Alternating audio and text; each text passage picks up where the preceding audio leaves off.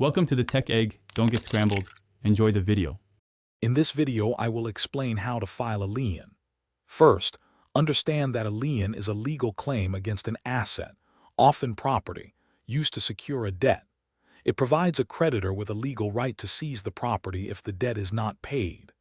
There are common types, such as mechanics liens for construction work and judgment liens from court rulings. Before filing, ensure you have a valid claim and have met all preliminary notice requirements, which can vary significantly by jurisdiction. Before you file, thorough preparation is key. First, identify the correct jurisdiction, as lien laws vary by state, county, and even city. Next, meticulously gather all supporting documents such as contracts, unpaid invoices, and proof of services or materials provided. It's crucial to confirm the filing deadlines.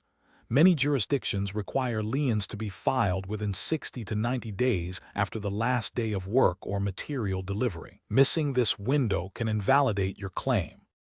Now, let's prepare the actual lien document.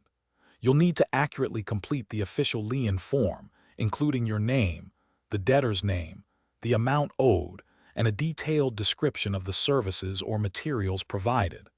A precise legal description of the property is absolutely essential.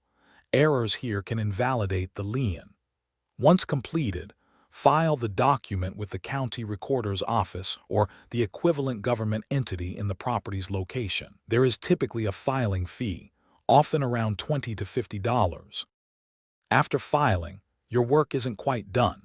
You must provide proper notice of the lien to the property owner and any other interested parties, usually within 10 to 20 days of filing.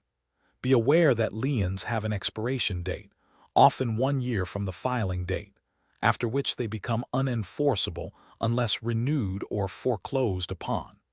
If the debt remains unpaid, you may need to initiate foreclosure proceedings to enforce the lien, or release it once payment is received.